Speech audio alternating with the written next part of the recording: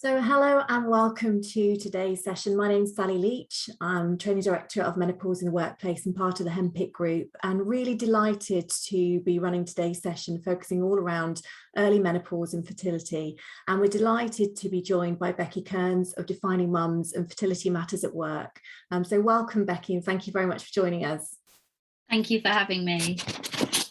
So just really wanted to start today's session, just really understanding, Becky, your journey, your story, because I think it really helps us to have an understanding and appreciation around the issues and challenges that people may experience through early menopause and fertility. So if I can pass over to you, Becky. Yeah, of course. So thank you everyone for joining. And it's great to have an opportunity to talk about this, because before I went through it, I never even knew it existed. And I'm sure many other people don't. So if I go right back to the beginning, so I'm Becky Kearns. Prior to becoming a patient advocate and doing the work I do now, I was a HR professional, and I was 27 at the time when my husband and I decided that we would want to start trying for a family, not thinking in any way, shape or form that there may be issues to come. But after a few months of trying, I'd come off the pill and I started to notice that I was having periods sort of between every 12 and 20 days. So really, really frequently, and couldn't really understand why. Had several visits to the GP to try and get an answer. And unfortunately, because of my age, and we hadn't been trying for a year, I was turned away several times. And what I hadn't put two and two together was the fact that I was having night sweats as well. So I was waking up in the night, absolutely drenched in sweat. And I was also struggling with anxiety, but I figured that was due to the fact that we were trying and things just weren't happening. So eventually a GP finally decided they would run some tests for me. So I had some blood tests on day 3 of my cycle, which look at your follicle stimulating hormone. And that came back as higher than it should be. And so I decided to go private because the waiting was no good for me. I'm quite an impatient person myself. I just wanted answers. And I went to see a consultant, and he also ran another blood test, which is an anti-Müllerian hormone. And that basically tests your egg reserve levels. And that came out really, really low. So I remember him sitting me down and saying, look, I need to inform you, you're experiencing something called premature ovarian insufficiency or premature ovarian failure. I hate that word failure, and I wish it wasn't used. And because of that, it means your egg reserve is that of somebody who is probably in their late 40s and experiencing perimenopause. So the fact that I was having night sweats and the fact that my periods were so irregular and frequent was that I was going through perimenopause. And that was a huge blow and a huge piece of information to take on board. Not only the fact that I was going through early menopause, but the fact that I may not get to be a mum. And for me personally, the one thing I'd always been sure of in life was that I was going to be a mum one day. And I was career driven as well. I wanted a good career, but overarchingly, that was what I wanted to be. And I'd always thought about it since playing with my dolls as a little girl. I just knew I wanted to be a mum. And so that news completely floored me. We were told that it was still quite hopeful because of my age. So I just turned 28 when I finally got diagnosed, and that I needed to go through IVF straight away. And I suppose this is where kind of early menopause and fertility come into play. And so we went straight into IVF. So literally just a few weeks after getting diagnosed, we had to pay to go privately because the NHS wait would have been too long. And we went through an IVF cycle, which I never knew what to expect beforehand, but lots of frequent appointments, injections daily, frequent monitoring. And also, given my diagnosis, at every stage, there was a point where things may not work because I just didn't have many follicles. I didn't have many eggs.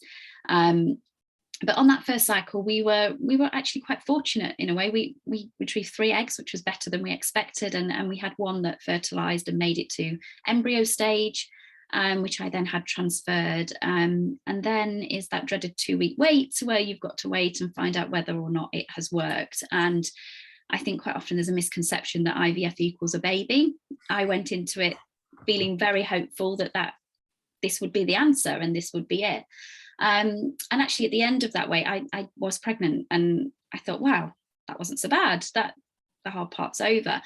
But a few weeks later, I had some pains. I went in for a checkup, and it was found that I'd had a miscarriage. So I think in the space of just a couple of months, I'd been through the diagnosis of early menopause, IVF, great news, but then obviously the devastation of having a miscarriage. And that process took 3 weeks to go through. I eventually had to have surgery to remove the pregnancy because it just didn't happen in the way that it should. And at that point, I think my confidence in my body was just zero. I think when we think about ourselves as women as well, like, you think, well, that's the thing I'm meant to do. I'm meant to be able to reproduce, and I'm meant to be able to carry a pregnancy. And I just felt like I couldn't do any of that. And I think linking it into the workplace, I really, really struggled with my mental health, having to go through that while still trying to bring my whole self to work and be present and put on that smiling face as well. So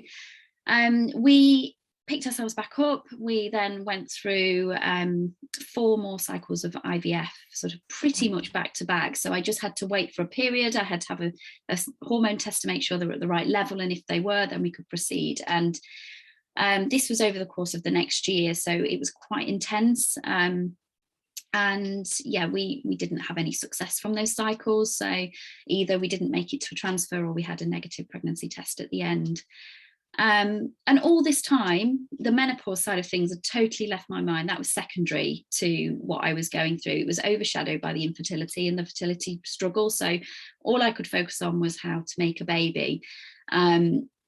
But we came to a point where we had to consider some alternative paths to parenthood, because the one thing, as I said, I was sure of, I wanted to be a mum.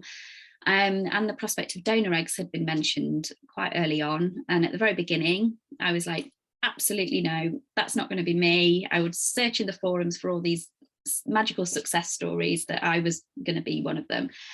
But over time, and through grieving each of those failed cycles, and also I met somebody else who wasn't the same age as me, a little bit older, but they had been through early menopause and had eventually had a son through egg donation. And I got talking to her, I met with her, and I suddenly started to see the possibilities that this could bring. And I suppose what I went through was a journey of redefining what it meant to me to be a mum. And yeah, a lot of grief over how I thought it would be, but also excitement that actually what I thought might not be possible is now possible. So we decided to go down that route. We actually went abroad for our treatment, made lots of different reasons, but we decided we were going to try something different. And they found an egg donor who matched me physically.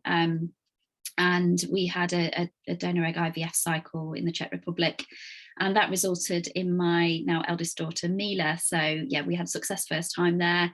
I always get really emotional when I talk about them, because it was such an emotional process. Cool. And even though it was so difficult, I now wouldn't change it because I wouldn't have my children now. But a year later, we decided we wanted to try for a sibling. We had 4 more embryos frozen, flew out to the Czech Republic again, took her with us. So she met all the doctors that helped make her. And I had 2 embryos transferred, and that resulted in my twin girls. So I now have 3 girls. So Mila, Eska and Lena, all with a slight link to the Czech Republic in terms of their names, because we want to celebrate where they came from and their heritage. But yeah, Mila is now 5, so she's at school today, and their 3-year-old twins are downstairs. Currently, one of them is still testing positive for COVID, so we're isolating at the moment. But yeah, it was a journey that led me to being a mum, and through things that I never thought I would go through. I think if I take it back to the menopause diagnosis, it was really 6 months after I'd had my twins. I started to have certain symptoms again. So my night sweats returned. Yeah. I was just coming to the end of breastfeeding. That was something that surprised me, that I was still able to do that. I was really delighted that I could have that link and that biological process. But yeah, I started to have symptoms again. My periods of return, they were really irregular. I was really struggling with my mood, low mood, brain fog. And it really then started to hit me, that diagnosis, because I went back to see my consultant and said, now I think it's time to think about HRT, and moving on to that. And then I think it was the grief around the loss of my fertility coming back again, and the fact that I was sort of experiencing menopause. So even though that was my original diagnosis, I don't think I gave it too much thought until later on down the line. But yeah, so that's how I got to be a mum. I suppose I can talk a bit more about how I got to do what I do now with Defining. Yeah, I think it's from that journey, and thank you so much for sharing it. And yeah, we can see some response already in the chat. I think it's, you know, it's an incredibly emotional story to hear, and you know, it's really wonderful hearing and sharing that, because I think it makes it feel opening up this conversation for people. And I think that really leads us on to the Defining Mum blog, and why you set that up, and what the purpose behind that, and the experiences you've had from doing that, and what people have shared with you. Yeah, so it wasn't something I'd intended to do, really. I suppose I'd always had a desire to write about my experience, but while I was in it, I really struggled to do that. I remember saying to someone, because I had many tearful conversations at work where I'd had a call from the clinic to say it's bad news, your embryo is not developing, or and I remember saying to one person that one day I will share this, I will write about it, because I remember just feeling like I was the only one going through it, and you could on internet forums find somebody, but it was very faceless. It was quite hard to connect, and I remember the difference it made for me connecting with that one lady who had the little boy, and seeing what was possible completely changed my perspective on things. And so I decided that, I think Esker and Lena were about 6 months old, I thought, I'm just going to try blogging and just see how that goes. And my friend, she said, look, you've been talking about this for ages, I'm going to set you up a website, just go, just do it. And she did, and I launched it. And I remember putting it out there on, kind of sharing it on Facebook was quite a big thing, because although I'd always been quite open with like close friends and family, it was kind of then announcing it to the world, to the people I went to school with, people who I'd worked with in the past, and everything like that. And so I was very nervous when I pressed go, but the response was just unbelievable. I had people coming to me, whether it was themselves or they knew a family member, and then all these complete strangers. I started off an Instagram account called DefiningMum, and was sharing little snippets, and all of these people were just contacting me saying, I just thank you. And I felt like I was the only person. And I think one of my favourite quotes, I think it's Anne Voskamp, is shame dies when stories are told in safe spaces. And I think that is what it is. I think if you know that there's someone else out there who's feeling this and has been through it, and you talk about the emotions, it can make such a difference to someone, that they're not feeling like they're going through it on their own. It validates it. And that's really where it started. And it's grown over the last 3 years. So I now have, I think, about 14,000 followers on Instagram. So you think about the community that's on there, of people who are trying to conceive, difficulties with infertility. I've connected with people through the Daisy network on there, who do a lot of work around early menopause support. And I feel like I'm one of many now. I don't feel like I'm the only one anymore. And in many ways, I've managed to find pride in my story, and kind of flip the shame has gone. And I remember, if I think about a moment where I didn't feel able to talk about it, I remember being at work quite early on after the diagnosis, and I was running a training session with another lady who was, I would say, probably around 50. And she, as we were setting up, she was opening the windows, and she was saying, oh, I'm really struggling with these hot sweats, and you've got this to look forward to when you're older, but you've got a long time yet. And I remember I excused myself, and I went to the toilet, and I had a little cry, because I just suddenly, it hit me that actually I'm going through this now, like 2 decades before I would have thought I might have gone through it. And there was sort of moments like that where I wish I could have gone, actually, I am going through it, and actually we might have been able to find that common ground, but I definitely felt different, and I felt ashamed. And we know that there's 1 in 100 women will go through this, will experience it. And since starting DefiningMum, I've connected with people who've been through it in their teens, and what really shocks me is how little support there is out there for the mental health impact of it. And trying to kind of overcome what this diagnosis means at that age, and it's kind of that feeling of, I always talk about identity, and that, I mean, it shook me to my core, this whole story, because, and I think particularly we talk about the workplace is a space where you feel that's where you want to be confident, and it's a big part of your identity, and I just felt like a constant failure. I felt like I'd got time after time I was having bad news and things weren't happening. I felt like I was letting people down because I was constantly having to go for appointments. I felt like I couldn't give my all. And I think back now, and I think I wish I'd have been kinder to myself. And I remember thinking, pull yourself together, Becky, what's wrong with you? Why can you not?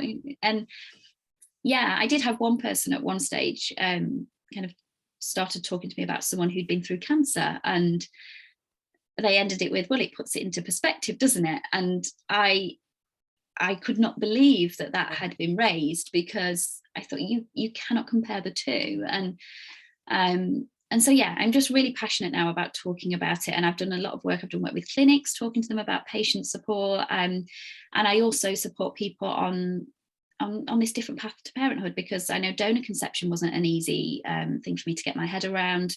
There were so many emotions involved. And even now parenting children who are not genetically mine, but I talk to them about their story. And historically, that's been a very shameful process for people to go through as well, and kept in secret. So I've started a support platform called Paths to Parenthood, and I bring in professionals to talk about the emotional side of things. And I share lots of different stories of people who've been down this path, and different reflections. And there's a community where people can connect with each other. So I think it's just everything that I've been through has led to what I do today. So and I think the story sharing, when we see it so much in general around menopause, especially in workplace, the story sharing gives that permission that it's okay to talk about this, it's okay to be experiencing this, it's okay to be feeling this.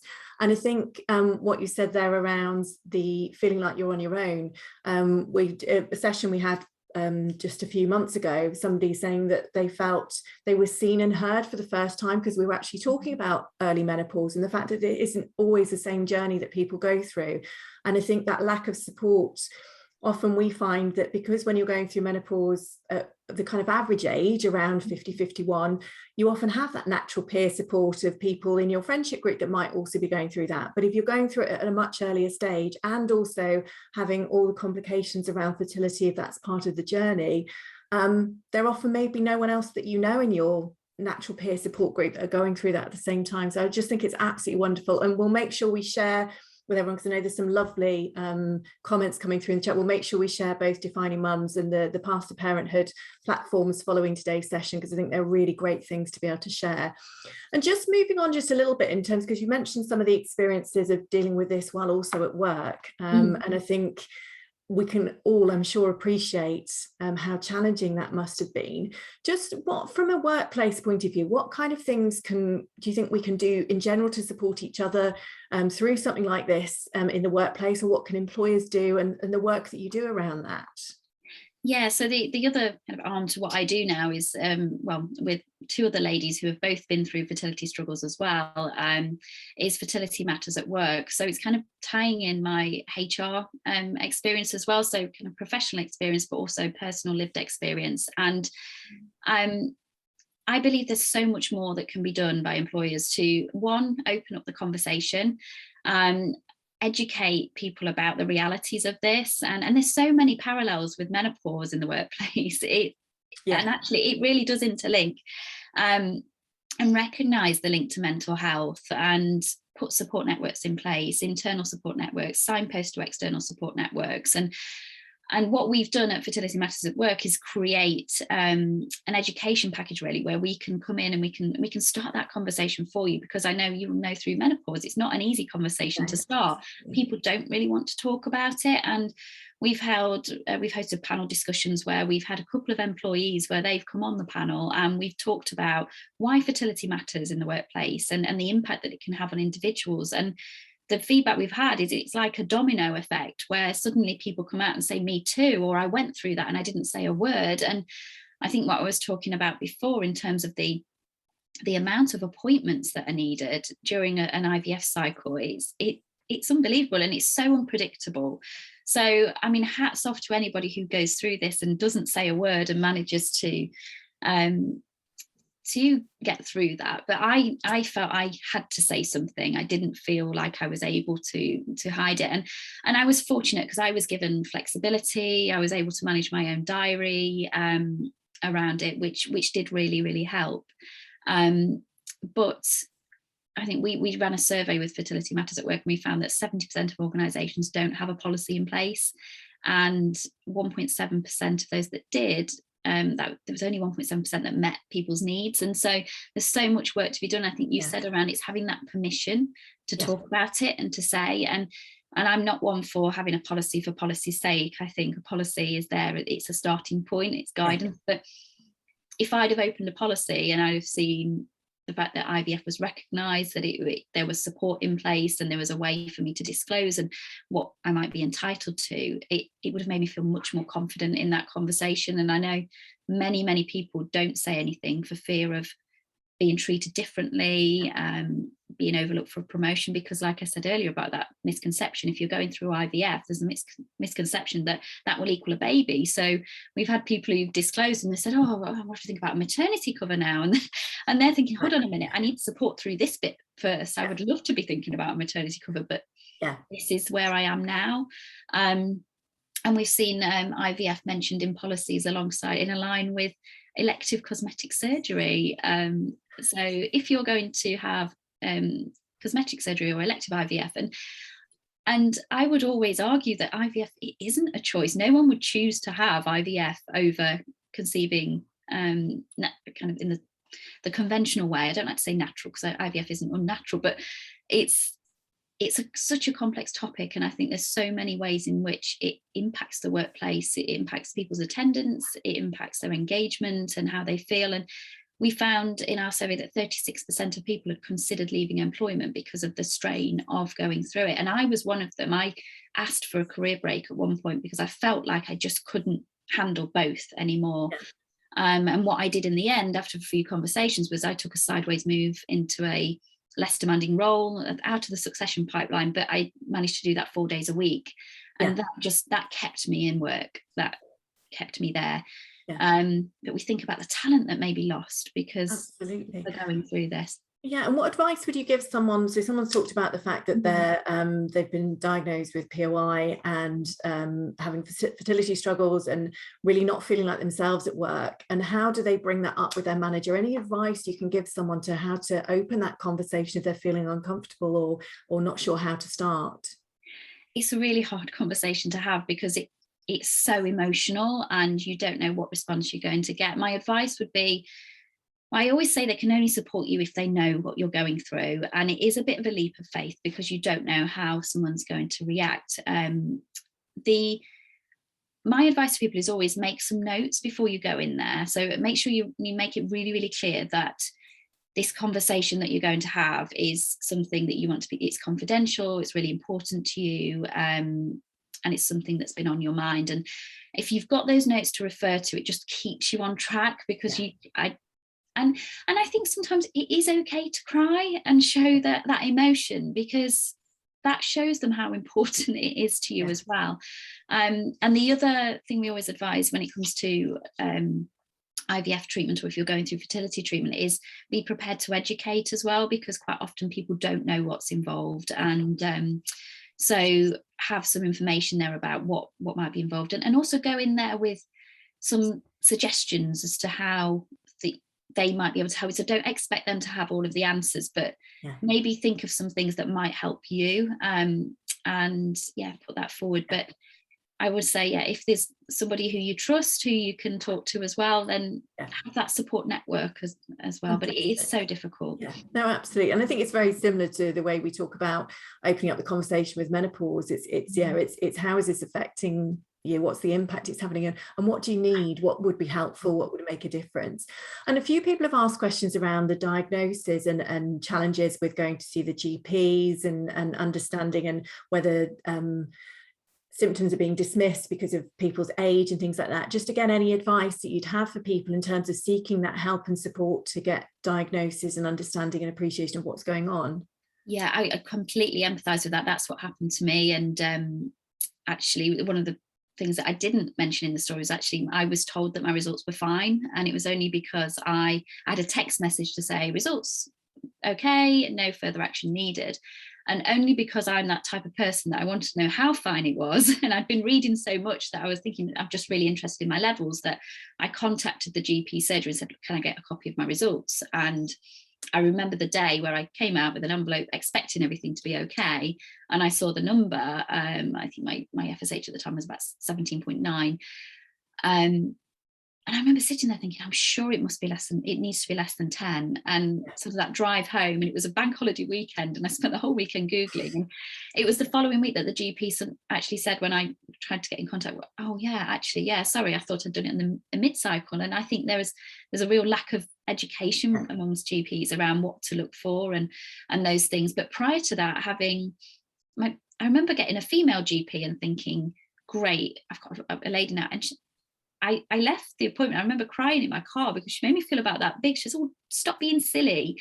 You only this. And so just keep going and keep having sex. And I was like, but my last cycle was 12 days. How can I make a baby in that time? But I was just dismissed. And so my advice would just be advocate for yourself. And if that means going back again, do that, because you're the only person that's going to be able to make that difference in terms of getting somebody to listen. And I've found the Daisy network to be really, really great source of resources and support as well, especially when it comes to POI. So yeah, just keep going and don't apologize for, it's your body, and yeah, it's your future as well. When it comes to fertility, it feels like there's so much on the line, because it time is of the essence when it comes to this. And I know for some people where it has worked and they have been able to have a genetic child, but yeah, hopefully my story can give hope that if that isn't the case, there are other options as well. Yeah, absolutely. And I think people have really, really appreciated that.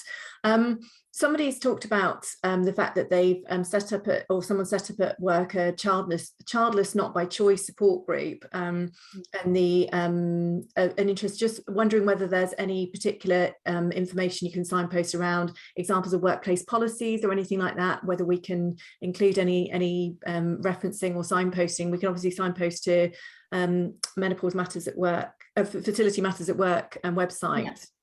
Yes, so on Fertility Matters at Work, there are a few downloadable resources as well, with things to think about. And we call it, what we're trying to do is ensure that organisations become fertility friendly. So if your organisation wants to find out more and how we can support, then do get in touch.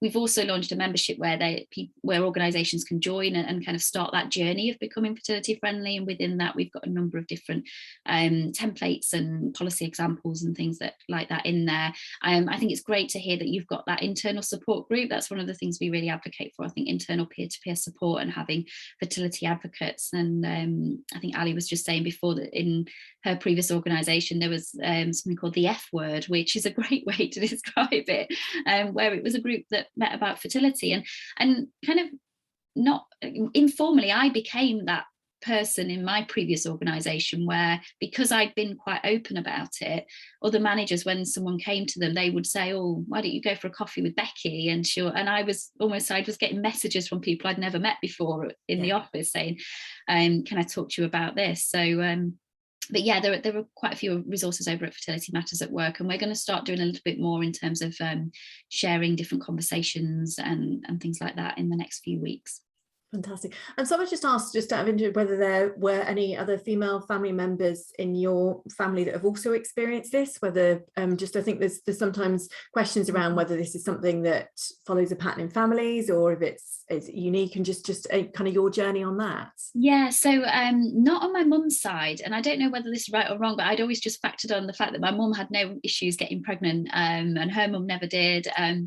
But my dad's sister actually went through early menopause around the age of 30 and doesn't have any children. And we feel, although I've had some tests run to try and find the cause, nothing's ever actually come up, but we feel that's probably linked to me as well. So, but I suppose one of the benefits of using the egg donor is that our girls won't have to think about that because, they won't have that from me.